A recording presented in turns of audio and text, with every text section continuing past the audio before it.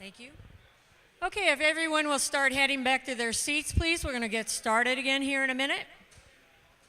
Literally a minute.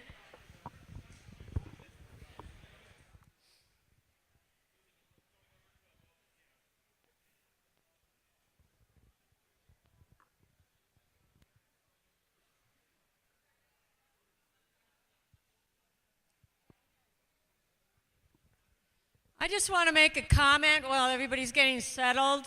Um, on your gotcha's agenda, it's missing one of our speakers. So when I get to there and I'm talking about two people, it's because the final agenda had her on it, and somehow you got an earlier version. So, but our next speakers, I mentioned that we have a lot of local talent.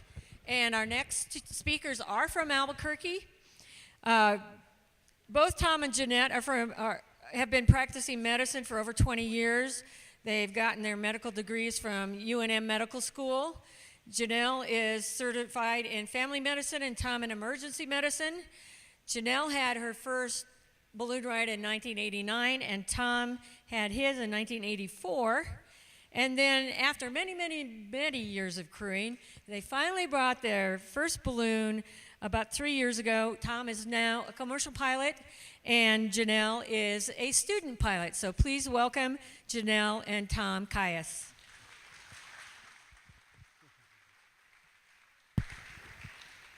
All right, thank you, Beth. We're going to do a little bit of tag team up here and try and talk about some of the things that you might run into, injury stuff for some of those gotchas when they get you, so to speak.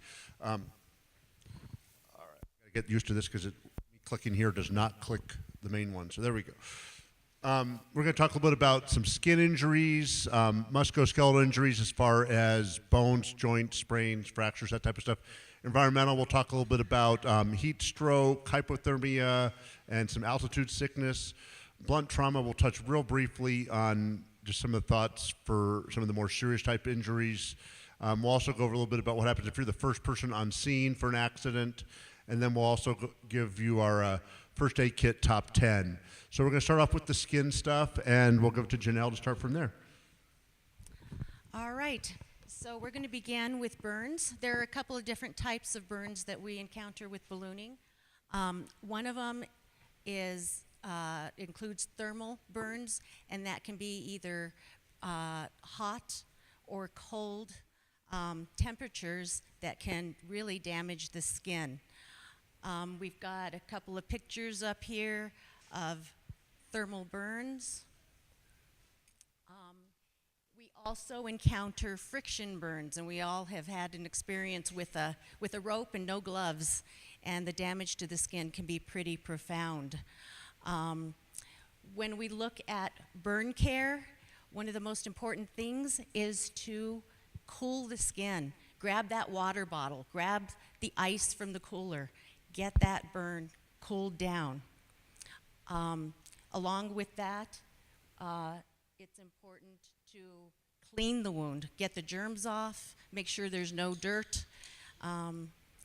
And one thing that both Tom and I have talked about that's really important is not to burst blisters open. There's 3 degrees of burns. The first degree burn is more of a superficial type burn that goes through the top layer of skin or the epidermis. Second degree burn goes through the dermis. That's when you get damage to the cells. That's when fluid begins to leak into the skin and you get blistering. The issue with bursting or taking the skin off of a blister is then you're exposing the underlying tissue, especially to germs. And infections from burns is a very big problem. Make sure you cover and protect the wound. Again, keep germs away, and it helps with pain as well. One of the most common things that we all see are cuts and scrapes. If there is some bleeding, and sometimes it can be pretty profound, a very small cut can cut through a vein, sometimes even a deeper artery. Get pressure onto it, make sure that you stop the bleeding. Again, clean the wound, grab that water bottle, flush it as much as you possibly can. Let's, go to the next slide. Antibiotic ointment can be helpful, trying to keep germs out and protect the wound. And then again, cover it with gauze. Sunburns. How many of us have seen this before? Prevention is key. Make sure that you are wearing proper clothing, that you are putting on sunscreen, and trying to protect and prevent this type of problem. Again, cooling the skin. Did I go back? There we go. Cool the skin, and again, try not to burst blisters when they're second-degree sunburns. So, on to bones and joints. All right, we're going to talk about bone and joint injuries.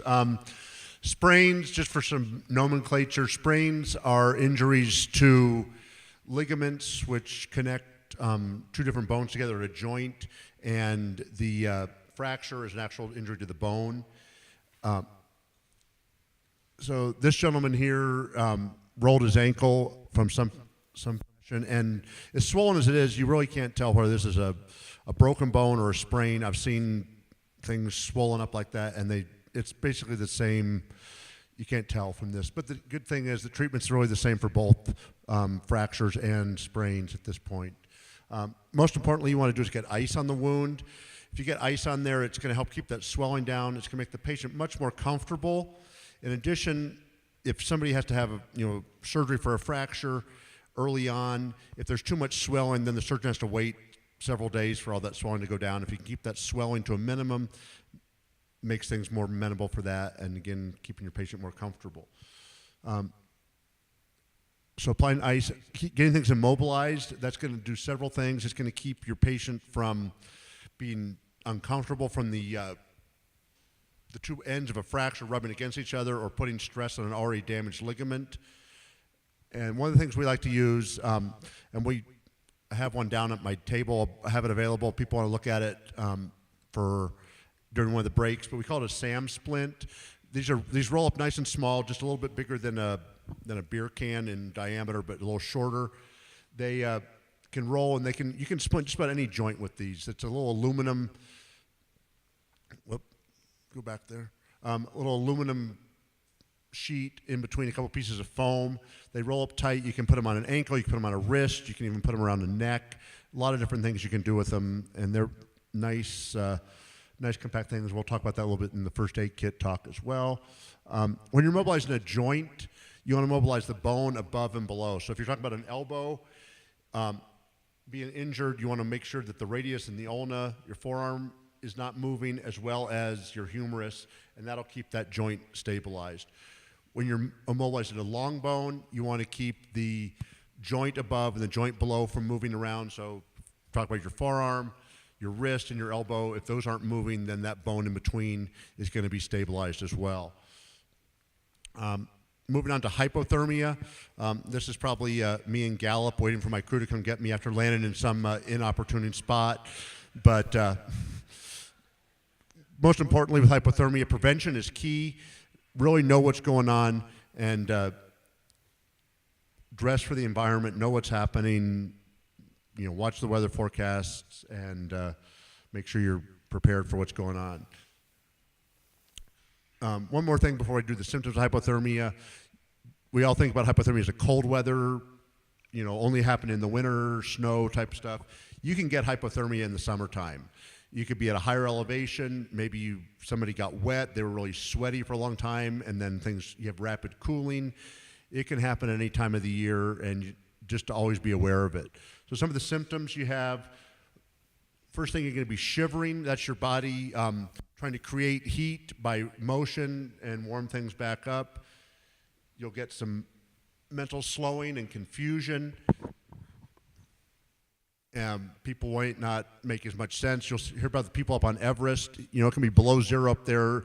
And these people, because they're so cold, their brains aren't functioning properly. They're taking their clothes off. They're trying to run around in shorts up there, not because they're hot, but because they're not thinking properly. Their brain isn't doing what it's supposed to be doing. And so that if people are, you know, normally a task that one of your crew members can handle easily, normally, and they're having a hard time with it, that may be because there's something's wrong with them. They may be having some little hypothermia or something like that. Slurred speech, another sign the brain isn't working properly. Drowsiness, I know we all get up at 3, 4 o'clock in the morning for some of these events, but keep an eye if somebody's not acting appropriately. That can be a sign of something that's going on. Treatment for hypothermia, you want to have dry clothes. You want evaporative cooling, keying off of Brad's talk a minute ago, evaporation, you can lose a lot of heat. And if somebody's in wet clothes, that's going to suck a lot of heat out of the body. You want to get them into dry clothes as quickly as you can. You want to remove them from the cold environment, get them somewhere where you're a little bit warmer. They're not getting cold anymore. You want to do some rewarming things. You can put them in a warm vehicle. That's probably one of the best things we have, because unless you're stuck out at a landing spot without your crew, you should have your truck with you. Get them in there, crank the heater up, get that heat coming back into them from some other source. Blankets are good. That helps keep that heat that the body already has from dissipating. It keeps it in, and you can warm up from that aspect. Warm drinks are good. If you have a way to, you know, have a coffee pot with you, or if you have something for warm drinks, a way to heat something up, get some warm drinks. That'll help warm them from the inside out. Warm packs, if some people carry these in their first aid kit, those are a good way to get things happening. You can put them in the armpits, you can put them in the groin. Those are areas with big blood vessels. It's going to help get that core warmed back up for them. Most importantly, don't use your balloon burner. Not a good way. Here's an old picture we found on the internet. I'm sure they're not cold, but they probably have other issues. And we'll transition to Janelle with heat exhaustion and heat stroke. So when we talk about heat exhaustion and heat stroke, it's sort of a continuum. So big thing, prevention, make sure that you are maintaining hydration.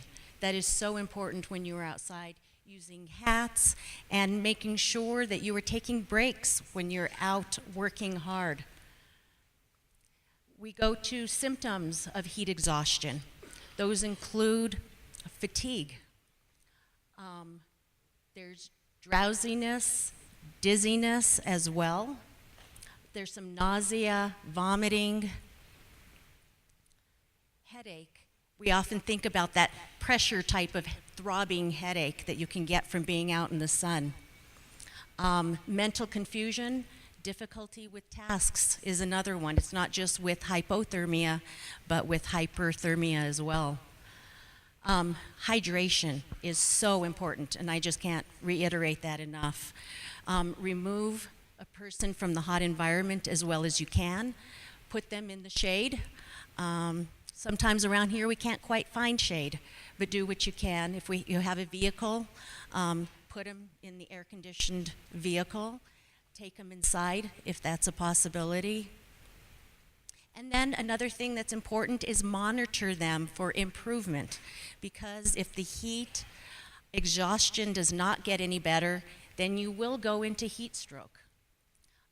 Definition of heat stroke is failure of the body's ability to regulate the temperature, and it can be very severe. Signs of heat stroke include mental status changes. You can get to a point where there is a lack of normal sweating. Treatment for this, remove from heat, external cooling again. If you have water, if you have ice in your cooler, put it on the patient and make sure that they are cooling off. And then at this point, you need to call 911 and get some help. Now we move on to altitude sickness. One of the first symptoms is feeling very lightheaded, very dizzy, Sometimes people feel like they can't quite maintain their balance. There's fatigue that goes with this, headache, and oftentimes nausea and vomiting. A lot of times people will have some shortness of breath, especially with exertion, and then rapid heart rate will occur as well. So as far as prevention, treatment of altitude sickness, make sure that you are resting, that you are not overexerting. Avoid higher elevations. If you're here in the city and you're not tolerating this elevation, it's not a good idea to go up into the mountains and do a hike. Maintain hydration. We keep talking about that. It is so important, especially in a dry climate like New Mexico. Avoid alcohol because that can dehydrate you very quickly. And then medications are available for headaches, over-the-counter meds, for motion sickness as well as nausea. All right, on to blunt trauma. All right. I don't have a good story to go behind this one, but we could probably all come up with several different scenarios for why this might have happened. Just another picture I pulled from the internet to make the things a little bit more interesting.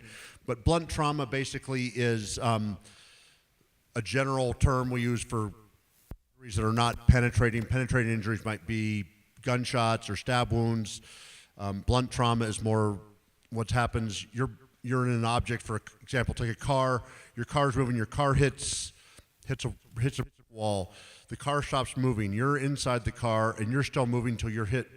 You run up against either your seatbelt, your steering wheel, the windshield, what have you. Once you've stopped moving, everything that's in your body keeps moving until it hits the inner part of your chest, abdominal wall, what have you. So that's kind of a basic of what blunt trauma is, and that's probably the most likely kind of trauma that you're going to sustain it from something bad in ballooning. And that's what we kind of talk about in case something does happen to you. The basic things you want to think about, and again, anybody's done CPR, ABCs, airway, breathing, circulation. Airway, you want to make sure that somebody's, their airway is actually open and patent, that they're not obstructed from positioning or some foreign object in their airway. You want to make sure that they're breathing, that they're able to take breaths if you have to do any sort of breathing for them, and you want to make sure they've got a pulse. Again, there's a lot more that goes into this from a CPR type standpoint. We don't have time to get all that. Shock is something else that will result frequently from blunt trauma. Shock essentially is the body is not getting oxygen to the end organs. You're not getting perfusion. You're not, those tissues that the body's trying to get oxygen to are not getting their adequate supply. Usually in cases of trauma, it's going to be from bleeding, and you're going to have a lot of similar symptoms that we've been talking about with some of these other things, such as confusion. They can become a little sweaty. Those are just some of the signs of shock. Treating for shock, if you can lay the person flat, if you can get their legs elevated a little bit, keep them warm. Those are some things you want to think about to help that happen from a very basic lay standpoint, until we get more specialized help from EMS or whatever.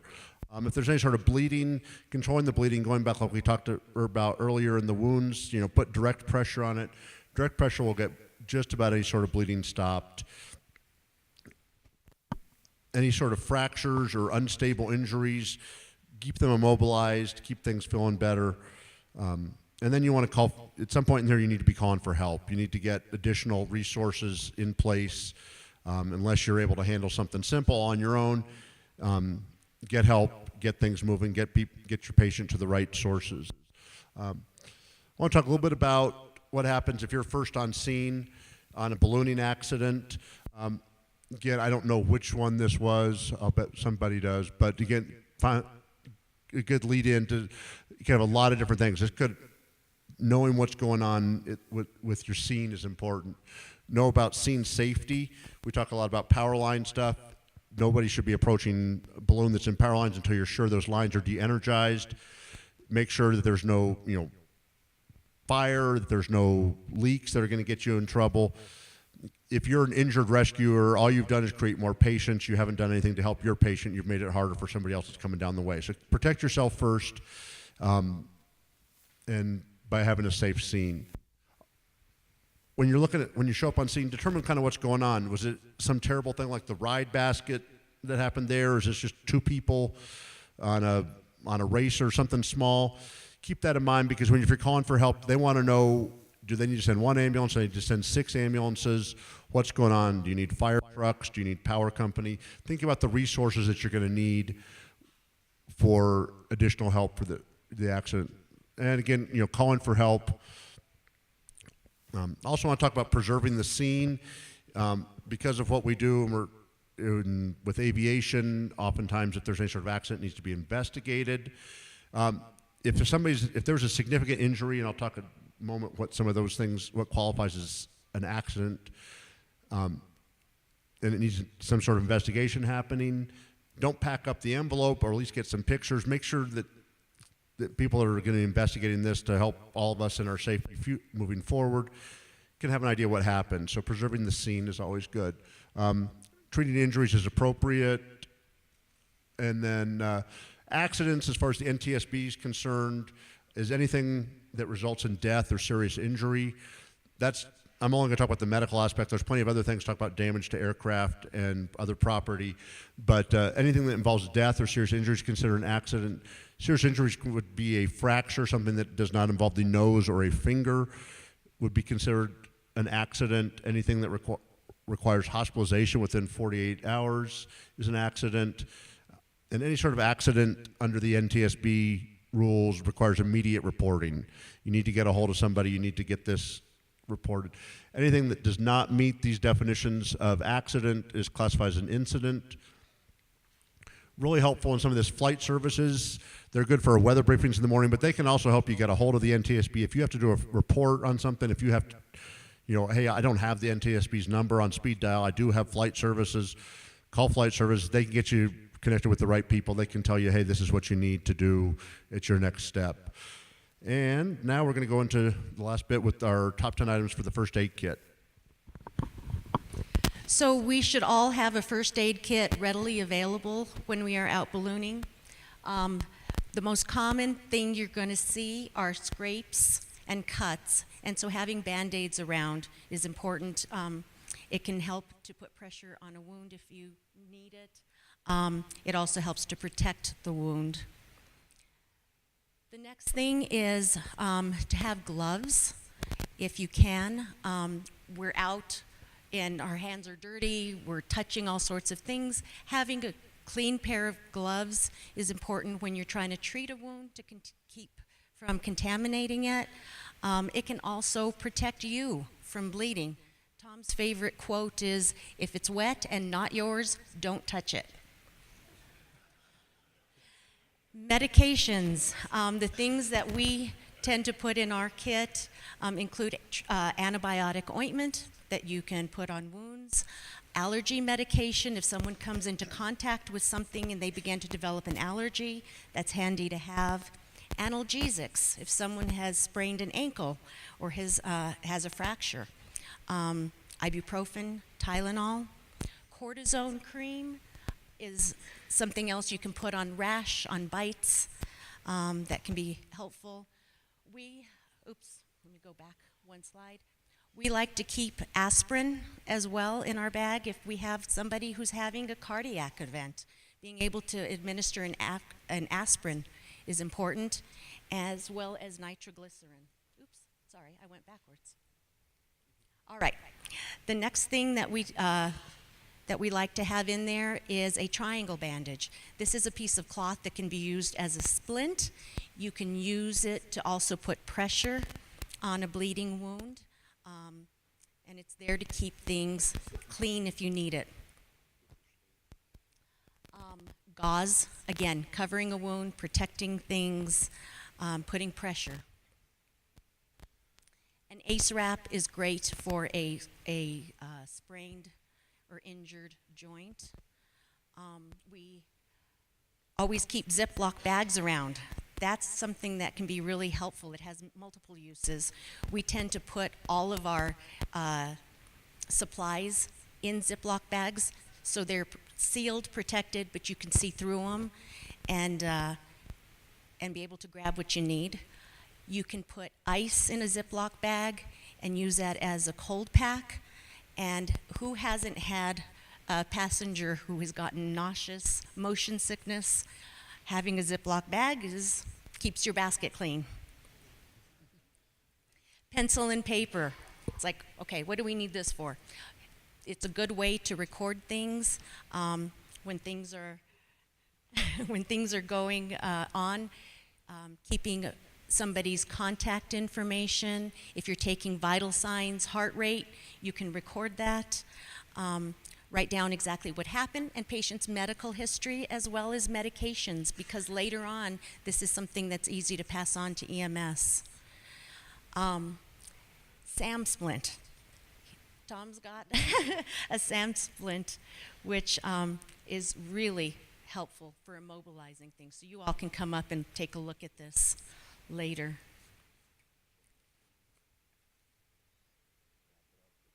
And this is something that is washable and reusable. Having tools, you never know when you need to cut through clothes to get to a wound. Having a pair of shears is handy, as well as tweezers. Pull out splinters. Who hasn't bumped into a cactus? Sometimes you need to take cactus needles out. So these are kind of the things that we recommend that have been useful for us. So, any questions? In the back? No, you can't. And the question is, can you get nitroglycerin without a prescription? And the answer is no. Yeah, all I would say on nitro is if you've got a patient that's prone to heart stuff and they have it, good, maybe not necessarily to have it in your personal bag, but if they've got it with them, it's good to know, or if you have it, let your crew know that you've got, if I start getting chest pain, I've got nitro in the first aid kit. Not necessarily something that you're going to have just in general. We have a little more access to the medicines than most people do. Yellow shirt here. You can get these splints a lot of different places. You can order them off of Amazon. A lot of the outdoor stores, I know REI has them, but they're probably $10, $15 for something like this, and they do pretty well. I know we had another one up front.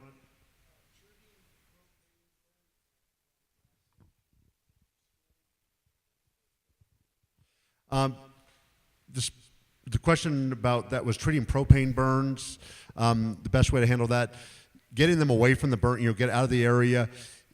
We talk about cooling from thermal burns, but even if you're pouring room temperature water, that's going to bring things back to a more normal temperature and kind of equalize what's going on in the skin. You wouldn't necessarily put a hot pack, I would say, but getting them cleared, and then keeping them clean. If they do blister, treating them just like a regular burn, keeping it covered up. That'll keep it more comfortable too, keep the air off of things. Let's see. I see in the black.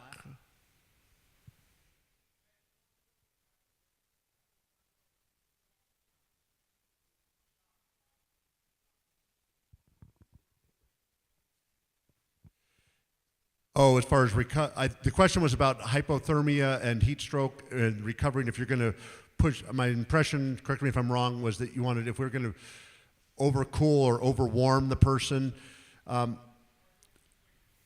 too quickly, generally you're not going to get things. If you're to the point of heat stroke, you need to do something immediately because the body can no longer cool them. If you've got a way and it's going to be to get them immediately cooled, that's the most important thing. I would say you're going to have a hard time overheating somebody by putting them in a car with blankets and hot heater going, things like that. Got time for one or two more, probably. Anybody else?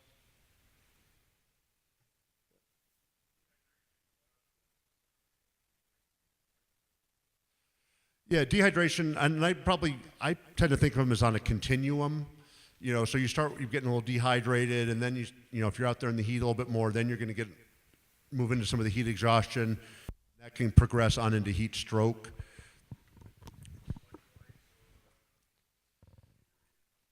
I think that's fine. Question was about Gatorade, electrolyte type stuff for heat exhaustion. I think that's fine. Some of those have a lot of sugar in them, which can, if you got people that have diabetic issues, can be a problem. Also, unless you've got problems with your kidneys or something, or you're losing a ton of fluids from sweating, you're not going to really, as long as you got good kidneys, you're not going to have big problems with your electrolytes in short term. And we'll do last one up front.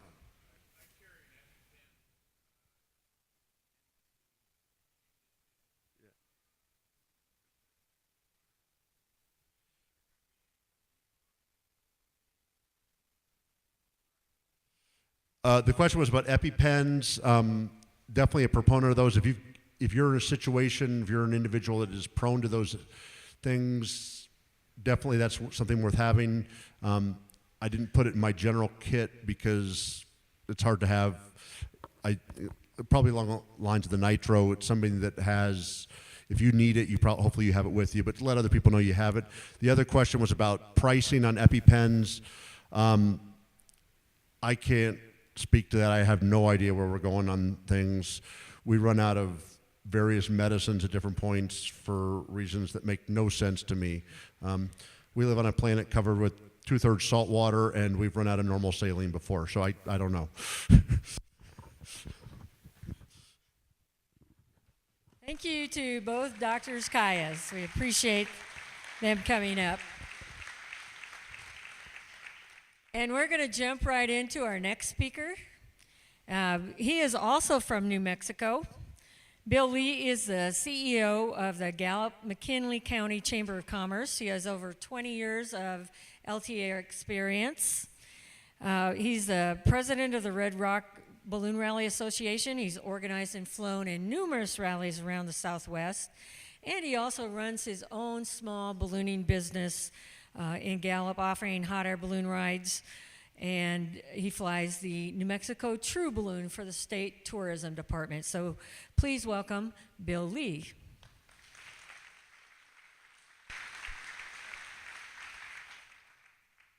Thank you, Beth. Good afternoon, everybody. Clicker is here. Oh, gotcha. Okay. So, as Beth mentioned, been doing ballooning for over 20 years and have had the opportunity to organize everything from the Red Rock Balloon Rally, which has been as big as 200 balloons, usually runs about 150 balloons, down to events that are, 25 to 30 balloons. And I know on a regular basis here in Albuquerque, 25 to 30 balloons is just a bunch of friends getting together and flying on a weekend.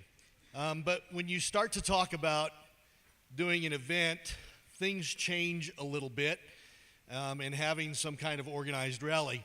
And it goes just beyond the things that you would normally think about. Are we going to have propane for the pilots? Are we going to have rooms? Are we going to have, those things in place that are necessary? Are we going to make sure that we're checking for insurance and that everybody's got the right documents and all of that sort of thing?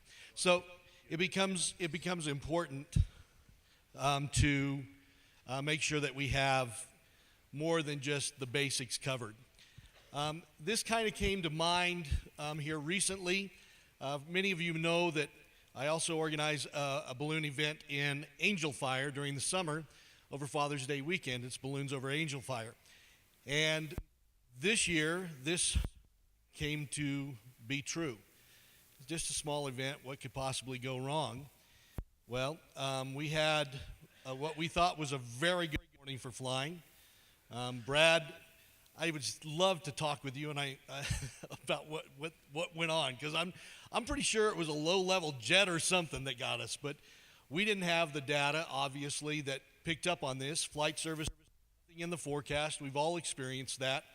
It started out to be a great morning, and once we got in the air, we found out that there was a feeling that things were changing, and a number of us got caught in what became a very windy and very unpredictable situation. And we'd done a lot of looking at weather, had years of experience from folks who helped me with the event, who were on the weather team, who did that for me. They fly gas balloons. They really are known and trusted in our community as far as their experience in ballooning. And so what it was, we still haven't ever really determined what it was that got us there in that valley that morning, but it did. I was sitting on the ground waiting for my crew to get to me when my balloon was lifted 20 feet in the air and pushed toward a barbed wire fence in the airport. I saw several other balloons screaming through the sky, putting down. The one I didn't see until later through some short video and some pictures was a pilot who absolutely did everything the right way, but still ended up very hard landing, and actually the pilot ended up having to be taken to the hospital, into the emergency room, and that sort of thing. And I want to say thanks to Don Boyer and to Debbie Oglestein, because they kind of brought this to my attention. They met together as a committee in Quad A and said, this is really something that we kind of talk about and see what we can do to make sure that we are better prepared for situations. The interesting thing is that when this pilot's crew got back to me, they didn't get back to me directly, even though I'd given my number and our assistant balloon meister's number out at the pilot briefing. I heard about it through the grapevine of pilots coming back in to check in and going through propane and that sort of thing. I immediately became concerned, but their crew were brought to me by another balloonist crew, and what really shocked me was that their pilot had just been taken off to an emergency room, and the primary concern they had was, could I help them refuel their balloon? So I really choose to believe that they were in shock, really weren't able to comprehend everything that was going on. And so we learn from these things, and we learn sometimes the hard way. As one of my instructors once told me, he said, Bill, everybody has a Murphy budget. How much do you want to use today? So so Debbie and Don came to me and said, let's talk about emergency action plans for smaller events and about what we can do as pilots in command. So we want to talk about mitigation, and really that's what an emergency action plan does. This is a reduction of severity, seriousness, or painfulness of something, getting rid of the risk. So you can have risk acceptance, you can accept it and move on. You can have risk avoidance, the opposite of acceptance. You can just absolutely choose not to accept it and move on. You can just completely avoid it and do nothing. There's risk limitation, limit your exposure by taking action. And there's risk transfer to a third party. As much as we point the finger at the other guy, it's really not an option in what we do. I have a very good friend who's a pilot. She's also a legal eagle, and she starts every briefing she has with not only her crew, but her passengers by saying, ballooning is inherently dangerous. So I think in ballooning, the best that we can hope to offer is risk limitation. That's limit our exposure by taking action. Limit your exposure by taking action means you're responsible as well as that event organizer. Ultimately, it's all going to come down to the pilot in command. And I know that oftentimes, when we sign up for these events, these smaller events, we're not dealing with an event that has a waiver that's been established, and you're signing a form that says you agree to fly by the FARs and the rules and regulations. And so ultimately it does come back down to you being primarily responsible. You've got to be responsible, and you need to make sure that your crew is also responsible and going to take proper steps should the need arise, that the emergency should occur. So never take briefings for granted.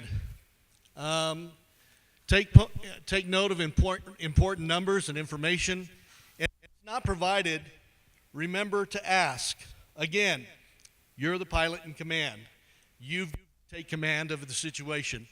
Limit the risk by taking action. Share all of the information with your crew. Better yet, have at least one of them, if not more, attend the pilot briefing with you. Avoid that telephone game so that when you go back and you are talking with your crew, you don't forget to mention something to them. Did you give them the Balloon Meister's phone number to call? Did you take the necessary actions to also list the other emergency numbers that might be given out at the pilot brief, as well as the other information that they may need to know? Maybe they need to know about the weather conditions as well. Maybe they need to know all of the information that was presented at the pilot brief, and the best way to get that information across to them is to make sure that they hear it directly as well. But if you go from your vehicle or back to your vehicle from the pilot brief and we all get in that mode, we're focused on getting things laid out, getting our crew brief, getting our passengers brief, making sure our system is good, all of those things, and somewhere along the way, we forget to mention what the phone number is in case you need to have help brought to you. So make sure you have somebody with you and always take those briefs seriously. Remember, it wasn't raining when Noah built the ark. So having a plan is critically important. So have a plan. Some of the key components are event info sheet that emphasizes the name, location, etc., so that if you do have to make a phone call to an emergency personnel, you can tell them exactly where you are and what you're doing. The event phone number, if there is one, and the emergency coordinator, if applicable. Okay? These are just some key components to make sure that you've got. So what I've got for you is a template of an emergency action plan. You can take this and use it. You can take it and modify it. You can take it and put it in the trash can and do your own. Whatever you want to do. But what is important to remember here is that having some kind of form that is available in your vehicle and available and accessible to your crew and other people who might need to use it is critically important. If you're putting together a small event and going to be a balloon meister, I would strongly encourage you to make sure that you have taken time to assess all of these things that are in an emergency action plan and maybe even go a step further. But to make sure that you have coordinated with the city or the county that you might be dealing with. So on the emergency action plan, the first thing, of course, is the event name, an address, if you know it, and the date that this information was prepared. And that's there because anytime you're updating information, you need to know when it was prepared so that you know that you've got the most timely and up-to-date information. So, emergency personnel names and phone numbers, and this should be at the highest ranking on down the list. So just a quick, who they are, what their name is, and their phone number, and who that emergency coordinator is, if that's applicable. So I know, for example, at the Red Rock Balloon Rally, we work with the Office of Emergency Management from McKinley County. We work with the City of Gallup Fire Department, and we also work with McKinley County Search and Rescue.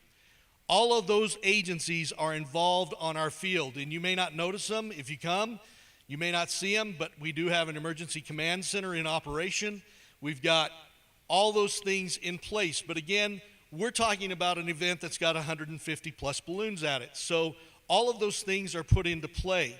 At a smaller event, those things may not be on site. Here's what I will tell you. If you are organizing as a balloon meister, there's help out there. All right? If you're going to be involved putting together an event for a city, for an organization, for a county, I would strongly encourage you to make sure that you touch base with either the municipality or with the county offices or both and talk to them about what you're going to be doing. Bring them into the fold, embrace them, talk to their Office of Emergency Management. These folks are absolute experts at what needs to be put together. They're going to possibly think of things that you haven't even thought of when it comes to having the right safety protocols in place. And here's the other good piece of information. they're willing to put all of this together for you in a booklet so that you've got basically an operations manual or an emergency action plan that will be in your Bible as a balloon meister to call upon should you need it. And it also makes it easy for you to disseminate that information at a pilot brief if it's needed. So it's very easy to contact them, and that's what they love to do. These folks at OEMs across the nation, and I don't care where you're from, I'm currently serving as a county commissioner for McKinley County. Yes, I'm a politician, all right?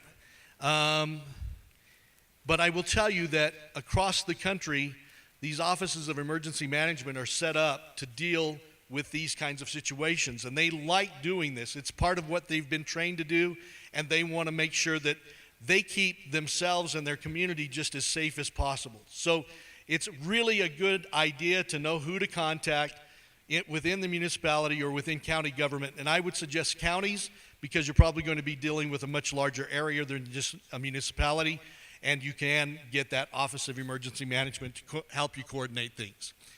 So the emergency phone numbers, obviously the basics. You want to make sure that you're covering the fire department, paramedics, ambulance, police, and of course flight service. Does your crew currently know how to get a hold of flight service if something were to happen? Do they know the right numbers to call? I love our tags and our credentials because all of those numbers are easily accessible on my tag. But as soon as I leave the ground, I also want to make sure that my crew knows all of the numbers on those credentials as well. And so it's a good idea not only for you to have them on your person somewhere, but to make sure that they're somewhere in the chase vehicle as well.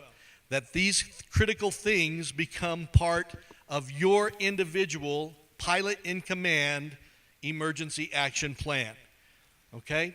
Again, when you sign that piece of paper that says you agree that you're participating in this event of your own free will and that you understand there is no waiver and that you are going to fly under the rules and regulations of the FARs, really you're beginning to shoulder more of that responsibility than the event is.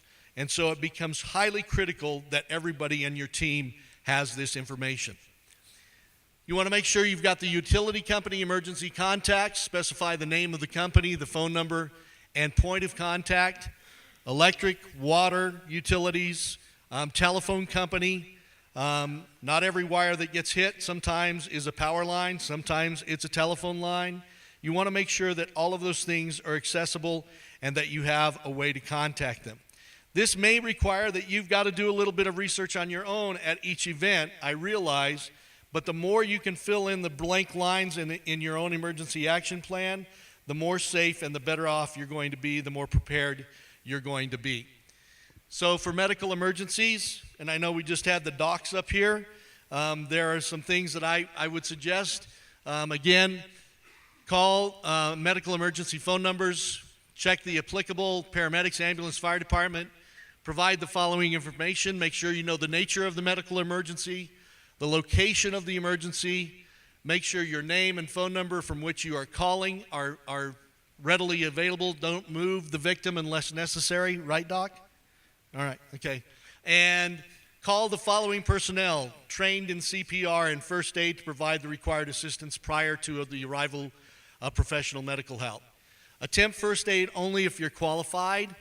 Make sure that you, again, are keeping dates on each of these sheets. For fire emergency, you may want to make note of these things. And again, sometimes these are things that we sometimes take for granted, but does your crew know how to use the fire extinguisher? Are you taking them out and showing them every now and then when you've got that old one that's going bad in the basket that you know you've got to replace? Are you taking that out, taking the crew out, showing them how to properly use the fire extinguisher, using the sweep method, those kinds of things. Remember that one of the most important things, of course, in a fire situation, especially if it's propane and we've got a basket that's on fire, you want to make sure that that perimeter is established and a good, safe area is kept and that spectators are kept out of the way. Let the pilot in command deal with it in the fire department. So just knowing these steps and how to coordinate that could be critically important as you move through the through the planning process, making sure you have all that information. Power line contact, we all deal with that. We talk about a lot. We all want to be safe, so make sure all of these things are outlined. Call 911, notify the power company. Again, if you go back in the action plan, that power line company or the utility company should be listed on where to call and who to get in touch with. Keep all people away from the area, establish that 200-foot radius perimeter, and do not attempt to move any part of the balloon from the power lines, okay? Keeping those things back. But again, sometimes when we go to these events, raise your hands if you've had new crew, right? Raise your hands if you've had new crew at Fiesta. And have we talked to them about what happens should I, there but for the grace of God go I, right? Should I get into a power line, here's what you need to do. And if you're dealing with people who are new to ballooning, and you're going to deal with that a lot in events, because you've got sponsors who are coming out, they're excited, everybody's wanting to fly, and so making sure that you're also touching base with them about the proper procedures is critical when you talk with them. All right, so training then I think also becomes really something that you need to think about and keep a log with, so that you know who you have talked with on your team, on your crew, about who has received the right training for what you expect to be done when they're out working with you as the pilot in command. Making sure that they've gone through that training, making sure you keep a log so that you can basically cover your rear end as well, and just having the knowledge that the people that you are working with, you have remembered to touch base with them about all these things. And even if you're just going out to fly the event, maybe the training is nothing more than making sure that you're disseminating all the right information, the phone numbers for the balloon meister, the phone numbers for emergency contact, all of that sort of thing, and just make sure that everybody has had a chance to see it. And by having everybody list their name and sign off on it, I think that's just a good practice and procedure. So these are the things that we talk about in an emergency action plan, whether you are the balloon meister for a small event or whether you are just attending that small event. I hope that everybody can see that there is benefit to making sure that you take the proper precautions to put together a plan. If you would like to get this template emailed to you, I'm happy to do that. My email address is bill@scenicballoonrides.com. That's BILLSCENIC, scenicballoonrides.com. I'm happy to email it to you. Send me a quick email. We're getting ready to do another quick little event here the day after Fiesta. It's called the After Fiesta Siesta Hangover Layover. Some of you may have heard of it. And this is for our friends who are traveling from far distances, who don't always get a chance to fly in the beautiful Southwest and in the pretty red rocks of Gallup, New Mexico. So we offer you the opportunity to come. It's not really an organized event. We're not providing propane. We're not doing any of those things that you think about in terms of a rally. But this has really developed over the last several years into a pretty big rally. In fact, Brad last year began giving weather forecasts for the day after Fiesta in Gallup, which we appreciate. Thank you. And so what we've got is about 45 balloons or 50 balloons that will show up on Monday in Gallup, New Mexico. And Bill No, who is back there, hi Bill, wave your hand, very good. Bill No is on V4, that's Victor 4. I am on M2, Mary 2. If you would like to come and fly the Red Rocks afterwards, we would love to have you there. Simply touch base with Bill or myself so that we know that you're coming. And the reason we do that is part of this emergency action plan, so that we can make sure that we know who to look for when you get there, so that we can disseminate some information at Pilot Brief for you. But whatever you're going to be doing, whether it's a small event or a large event, always make sure that you have your action plan in place that will take your crew and yourself to the right place in case that emergency does happen. I can tell you that this past summer in Angel Fire, when that incident happened, my heart sank. It really did. And I know that every one of us that were at the event were concerned. And I really, again, want to say thanks to the Quad A, to their safety committee for bringing this to light. I, by not a master planner, I did not write the book on emergency action plans, but I will tell you this made me think long and hard about each event now that I will do in the future to make sure that I touch the people in terms of making sure that the event can happen as possible, and that if there is an emergency, everybody knows by opening up a simple plan where to go to get the right answers and make the right decisions and get help to the situation as easily as possible. I will also tell you that the internet is a wonderful thing, of course, and you can simply Google emergency action plan template, and many thousands of template ideas will come up. Most of them are designed by FEMA, all right, and they're based on what you do in case of floods and those kinds of things. But at least it will give you a general outline and a good place to start so that you can put together your own if you don't want to use this one. With that, I would stand open for any questions. Really? Oh, always has to be one. Okay, yeah.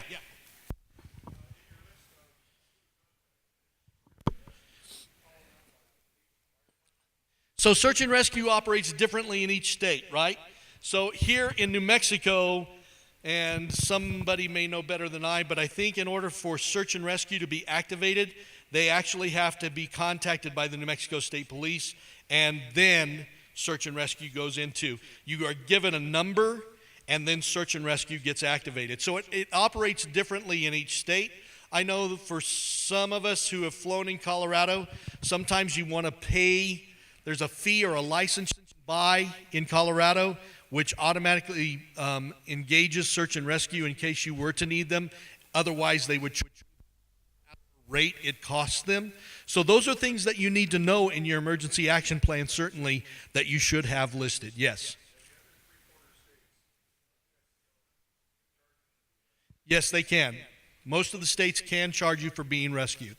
So those are things you need to know. Yes, in the back.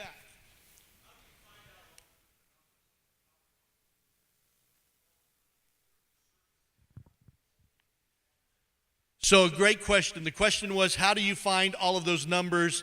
Usually, if you are trying to get a hold of like just the power company, you're going to get their service in line and not necessarily the right number to call. Again, that's where I would point you in the direction of the municipality, either the city government or also the county government and their Office of Emergency Management, because those folks will have the numbers that you need to have to get direct contact right away.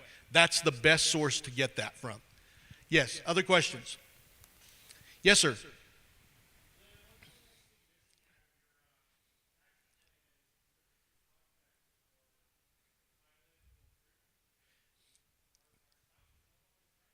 Great point. So the question is, missing our contact numbers for the pilot or for his or her spouse or for crew members, okay? So what I do in that case is I don't necessarily keep that as part of my emergency action plan. That's always kept in a book on waivers in my notes that I keep in a folder, a file folder in my chase vehicle. But a great point. You could certainly include that in your action plan. Again, this was just a template to kind of get the juices flowing and the thought process flowing. I think there could be a lot more added to it or some things taken away from it, but it's yours to adopt and use as you see fit. And I think Beth's up here getting the hook. All right. Thank you, Bill. We appreciate it. As I said, we have a lot of local talent here, and our next two presenters are from Albuquerque.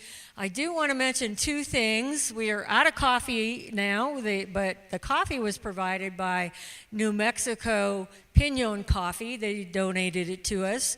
And RPS is all by itself now. There is no more IMC, so it's just RPS, not RPS IMC. Okay, so our next two presenters are Chris Kenworthy and Peg Bilson. And Chris is one of our fellow Fiesta pilots. And as a member, they're both members of the education committee. And we have people that complement each other. We all have different talents. And Chris is our technology guy. He's one of the people that helped get this mess started working when it wasn't working when we got here. Peg has been a fixed-wing pilot for a long time before she became a balloon pilot. She's been involved in aerospace for over 30 years and is, again, both of them are members of our education committee. So welcome, Chris and Peg, please.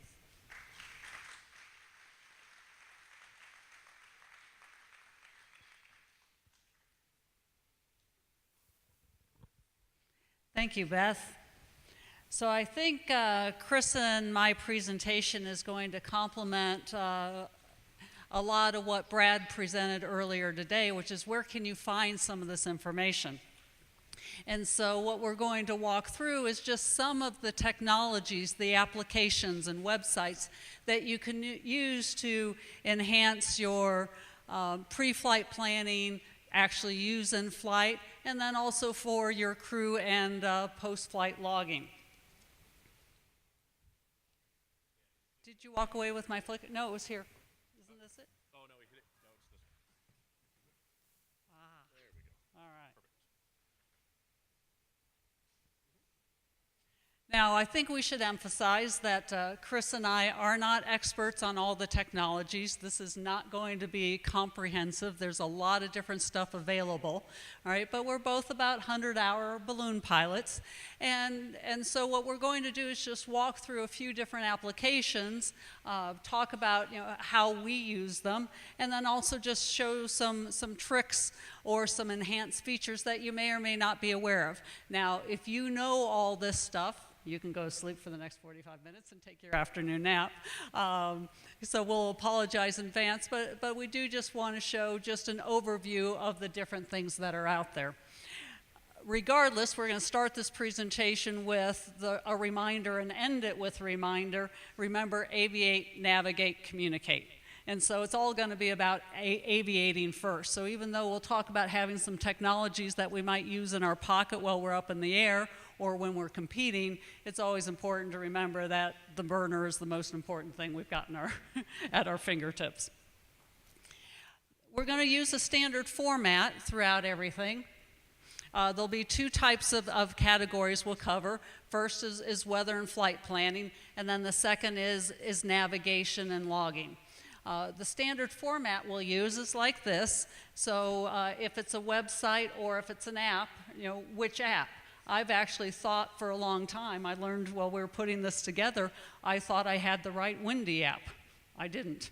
All right. So some things, when you go looking for them in the App Store, they look similar, they have the same similar names, but it's not actually what you intended to be using. So we'll put the little icon up there. We'll also have, where you can find it. And then lastly, in some cases, Chris put quick links to it.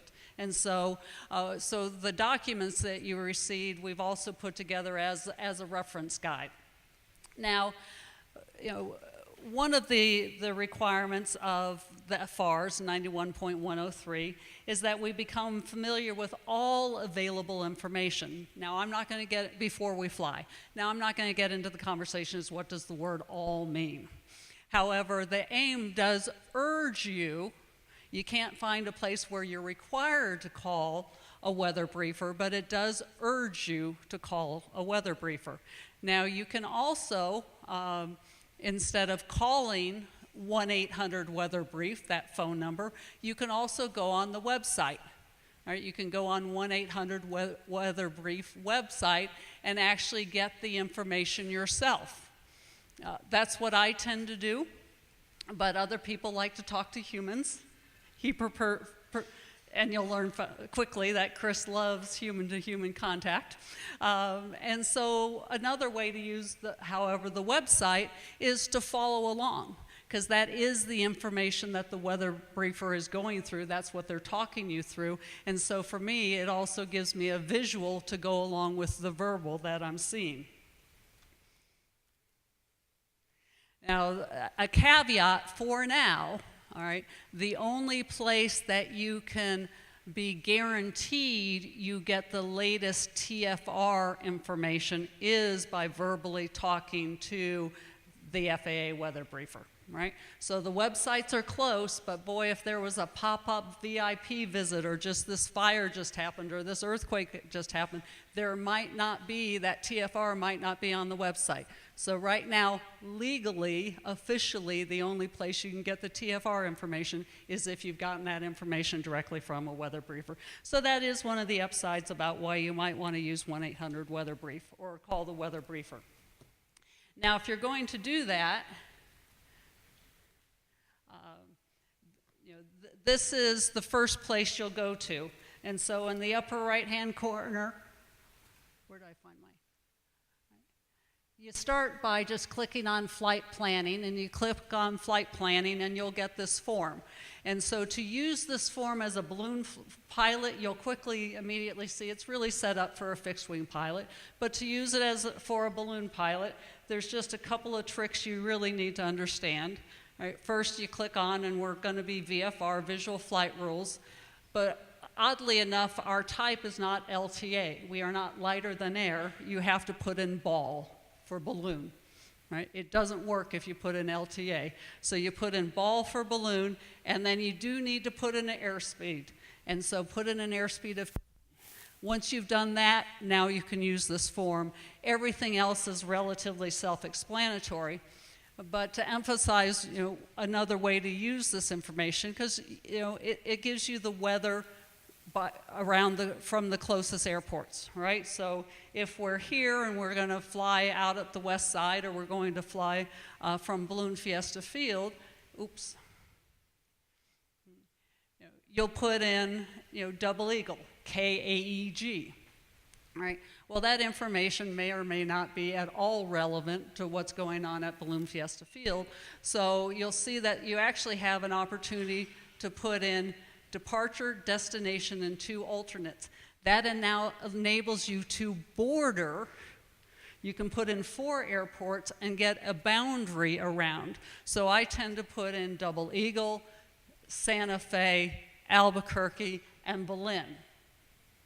And so that gives me a nice boundary of information of what's taking place. If I see a major change in weather between those locations, a major change in pressures, then I'm going to be really going in digging deep to understand what that flying day is going to be like. So that's just a useful way to use a 1-800 weather-brief. Now, in addition to that, I'll tend to use the site when I leave my house, and I've done that work, which tends to be way before the 6 a.m. forecast, right? So then I drive out to the launch field, and I want the 6 a.m. forecast. That's where, for me, blast valve is very, very useful. I have it on my iPad, right? And again, this is not an app application. It is a website, and so you do need to access blastvalve.com for your area. But it gives you, the latest actual METAR and TAF information for the areas that you've selected, for the airports that you've selected. So you'll get your METARs, you'll get your TAFs, and you'll get your winds aloft information straight there.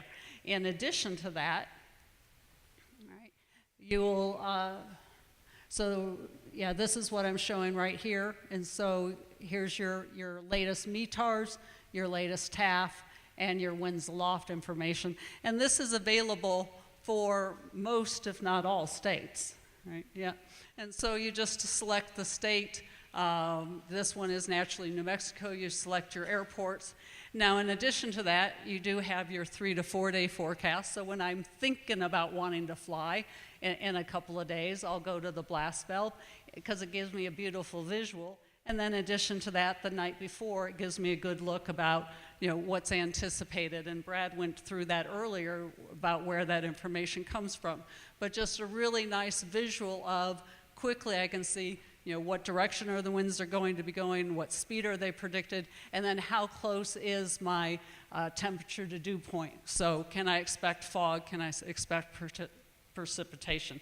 And so those are just two quick ways that I use these tools complementary in my pre-flight planning all the way out to the launch site.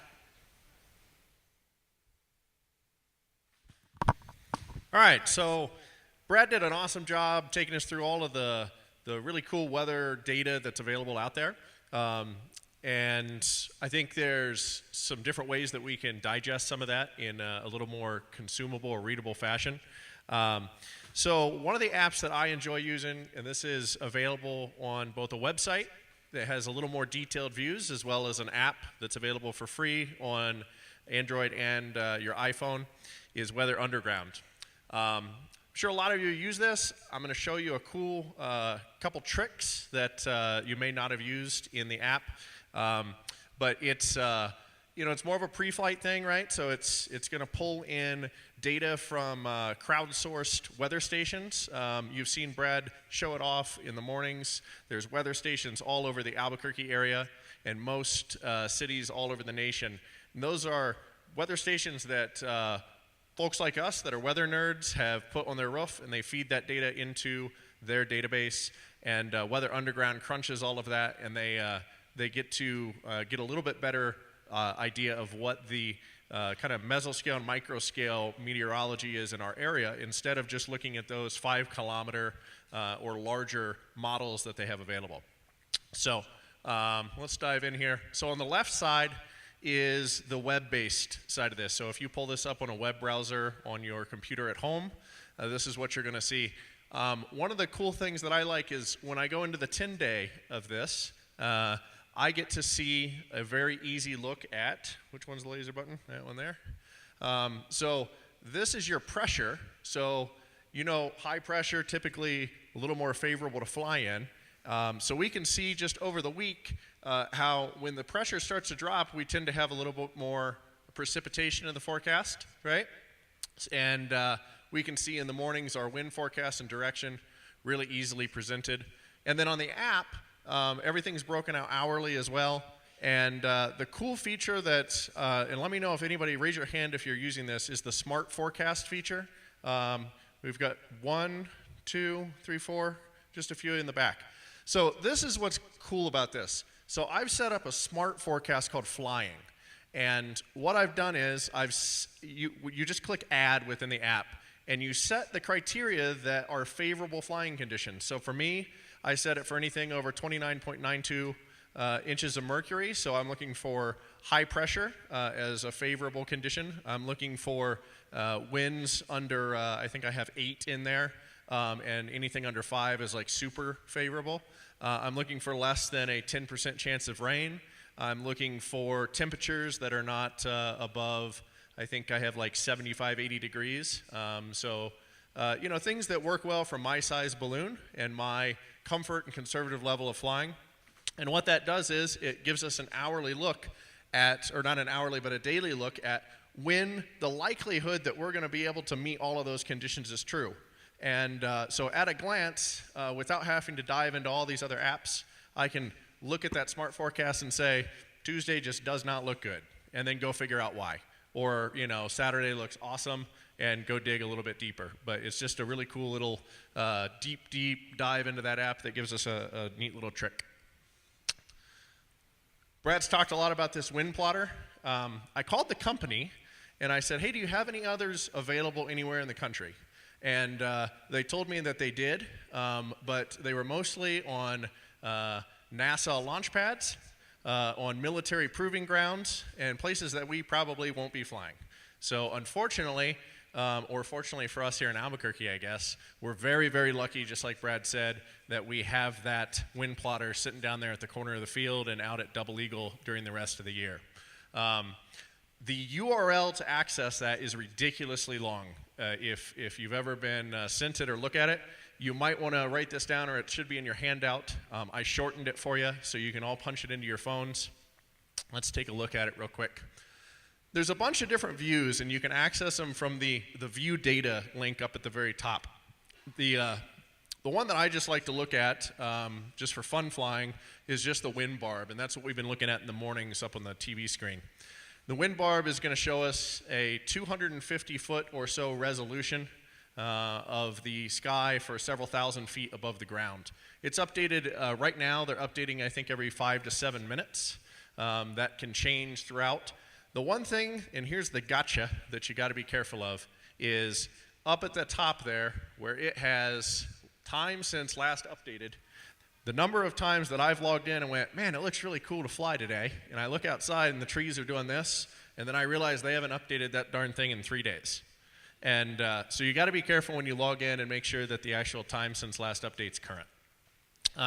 Some other views, they have, if you go up to the view data section, you can actually look at the actual wind direction if you want the degrees, the heading, the actual speed itself.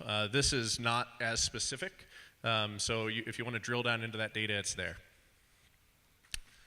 All right, so this is the app that Peggy and I were sitting at my counter working on this presentation, and I pulled up the Windy app, and I was like, oh, that's really cool. Yours does that, mine doesn't do that. And we realized that we didn't have the same app.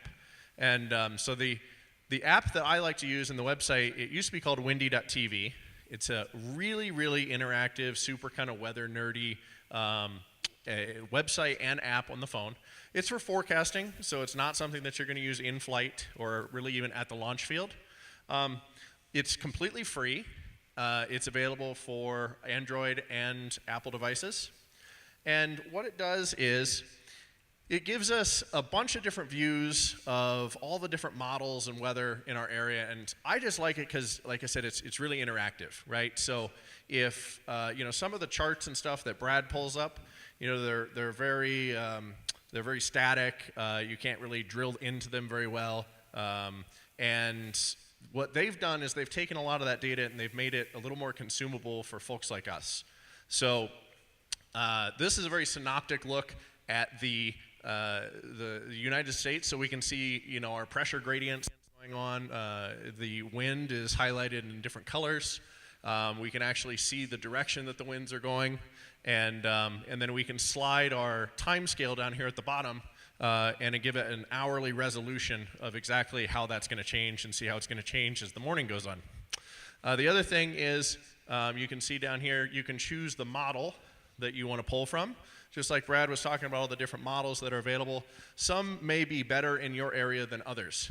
So I believe the ECMWF is very good in alpine areas.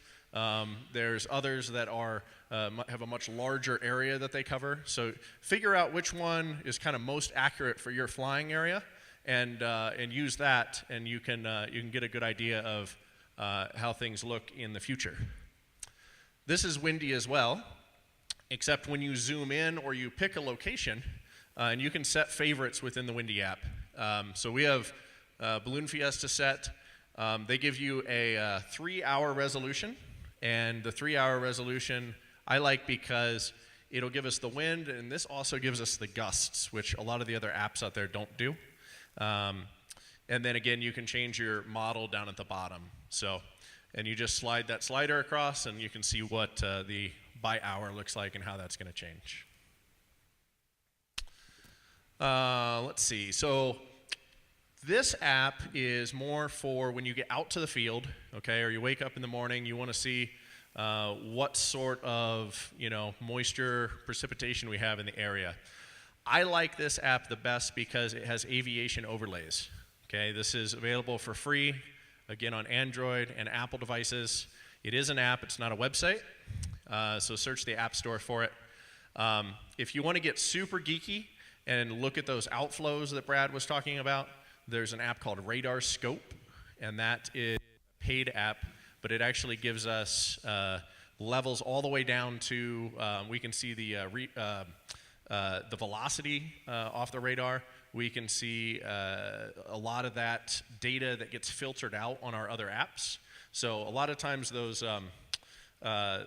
outflow boundaries that Brad was talking about, we don't get to see those on our normal radar apps because they're usually just bugs and dust that are in the air. So it's not enough to pass the filter in a lot of our commercial apps that we use.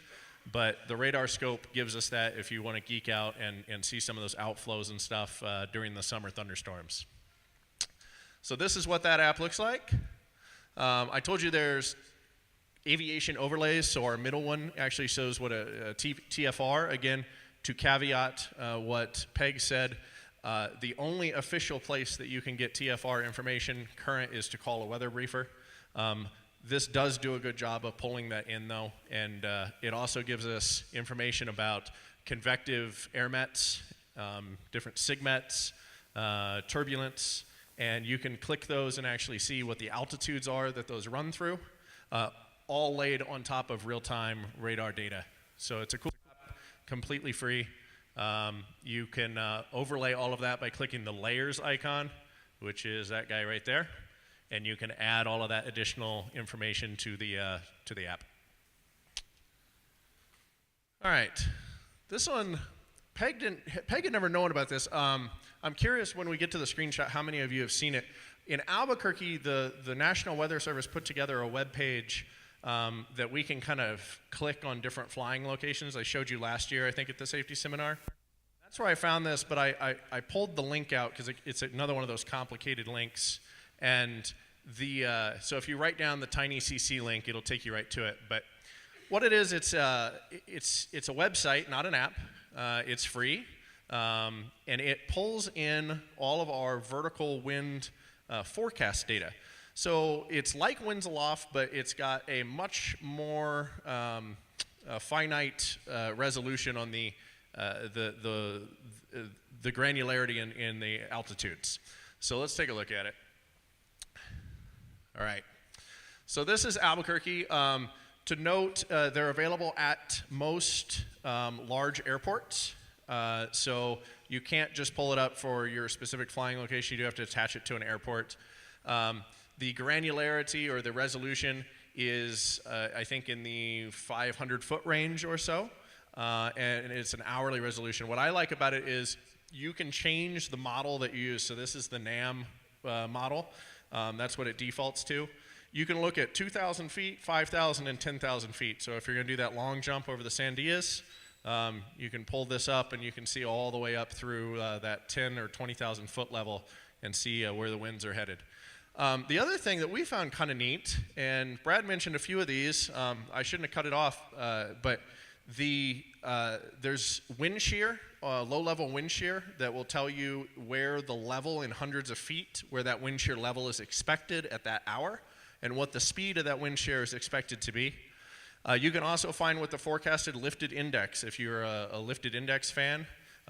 If you're following the CAPE model, which is, I think, convective available potential energy or something like that, just tells us how stable the atmosphere is. It also has CAPE on here as well down at the bottom. So kind of a neat app, or not app, but a neat website. And it's been pretty spot on this week, I think. I've looked at it just about every morning, and it's matched pretty much where we've headed. So that's just a recap in your notes. We're going to dive in next to navigation and logging. So the way that I think that these eliminate some of the gotchas is, us as pilots, we have enough to worry about when we're flying the balloon, right? I don't want to be talking to my crew on the radio, telling them where I'm at, or having them, try to figure out how to get to me. That's just one more thing that I need to worry about while flying, right? So being able to communicate my location to the crew, and then helping me in the basket figure out what's ahead of me are all ways that we can improve our flying.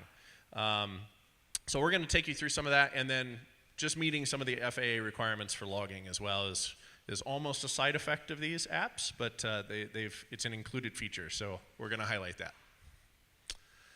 First off, we've got hot air. How many of you have this installed on? Okay, about half a year or so. All right. So hot air, it's available on Apple devices. It is, it's made by a hot air balloon pilot. He has done an amazing job and recently updated the app with some really cool features. It costs a couple dollars. It's worth every penny and then some.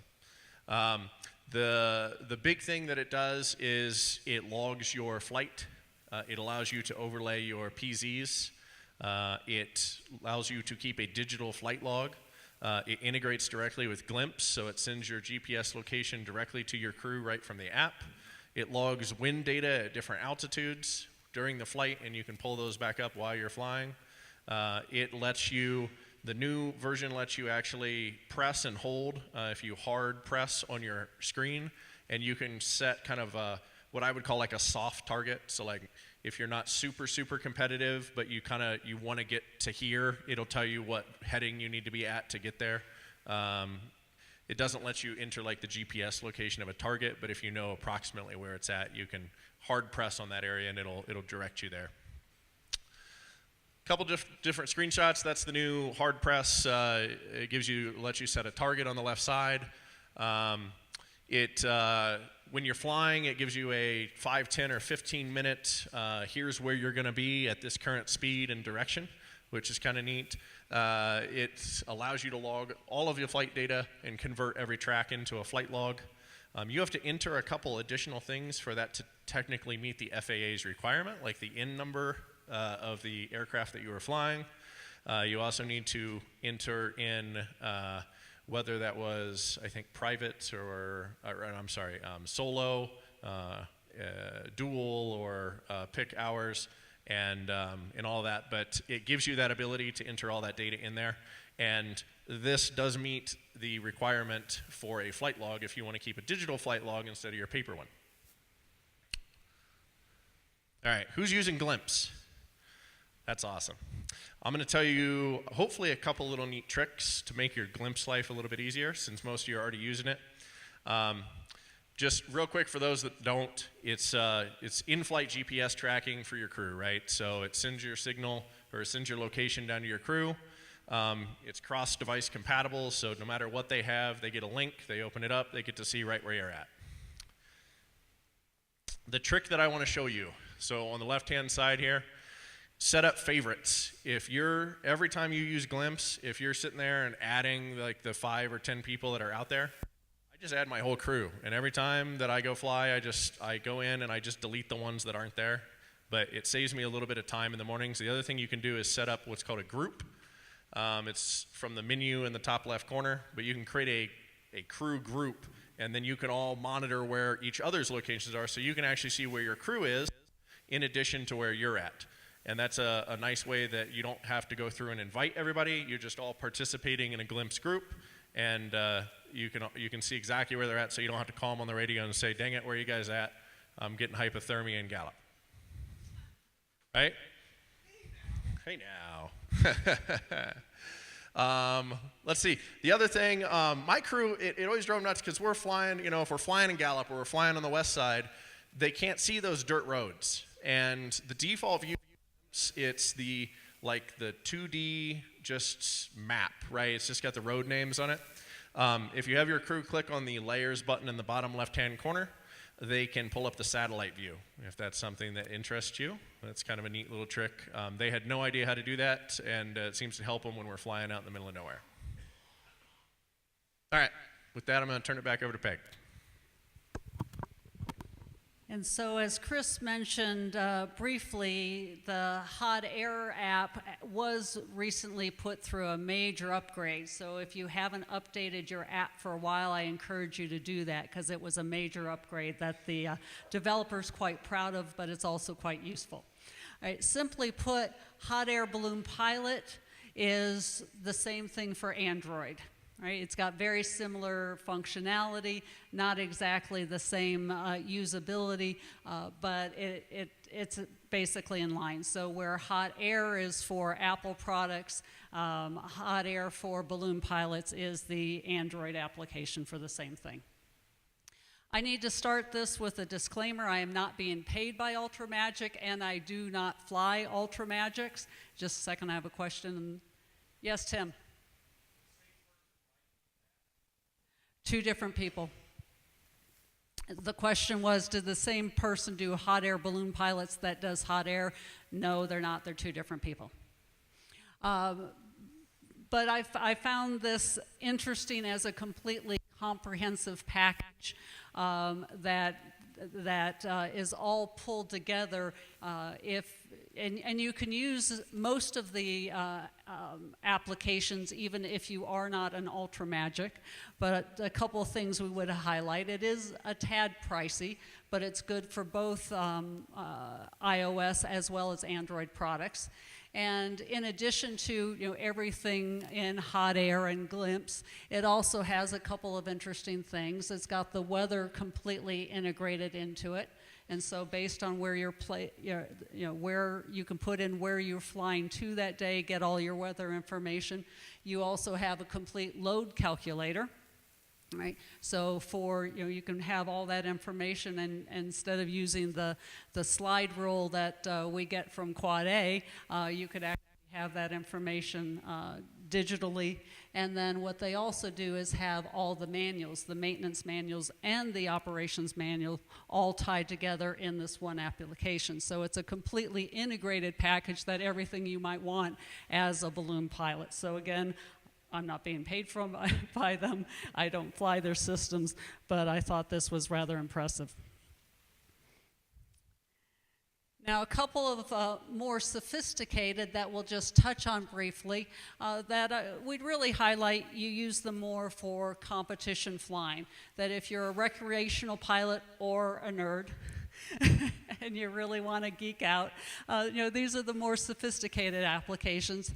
MotionX is for iOS products, Apple products. The similar thing, Aussie Explorer, is for Android products. And the really major differences is that they have more settings, and so you can really specialize what type of information do you want to be getting, what speeds do you want to get it, what locations do you get it, so you can really much more customize the information that you'll be getting.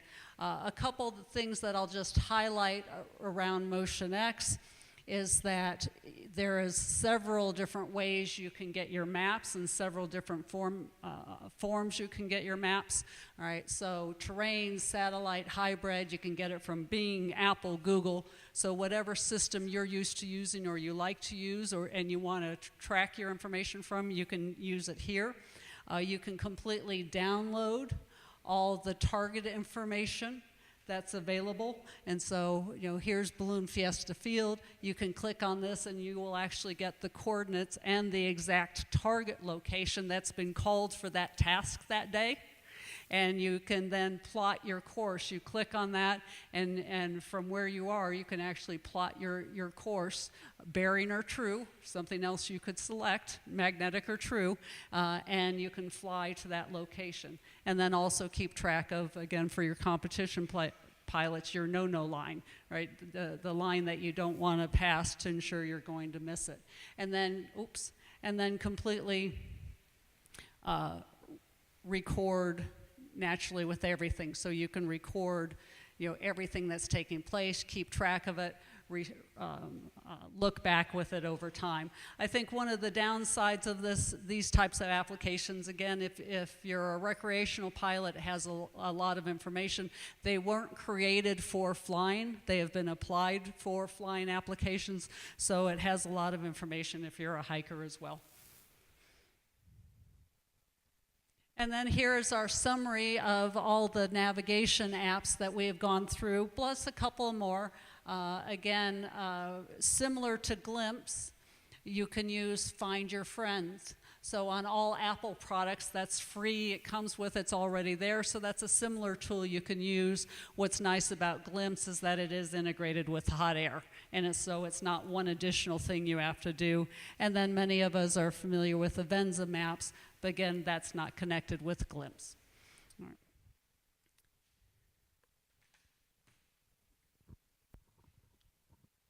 All right, so just to wrap everything up, obviously there's a ton of different technology out there, and there's several that we didn't mention. Just to give some honorable mentions, highlighted Ryan Carlton's site, excellent resource. There's another app that I've actually found myself using a ton during Fiesta called AeroWeather.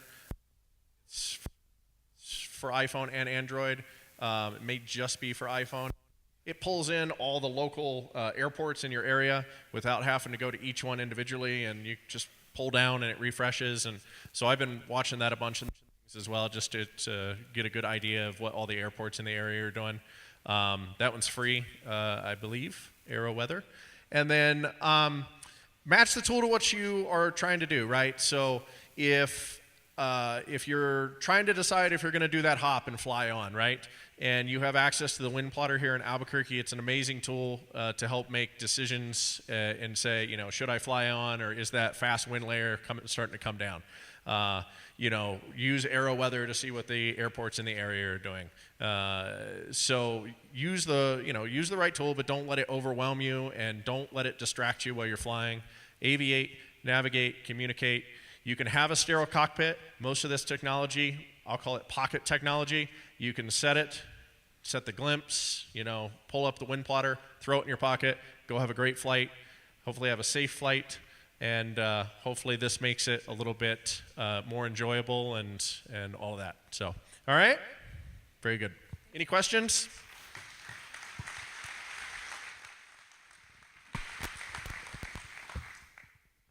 Yep, in the back. How do you tell which app you have? Oh, which version? If you go to the App Store and you go to Updates in the bottom right-hand corner, you're probably going to have 800 there, but go find Hot Air, and if it says Update, then you don't have the latest version. I think you can pull up, if you just search for it in the App Store as well, and just search for Hot Air, it'll pull up and it'll give you the option to update it. If it says update, you don't have the latest version. If it says open, you're good to go. Anything else? All right, thank you guys.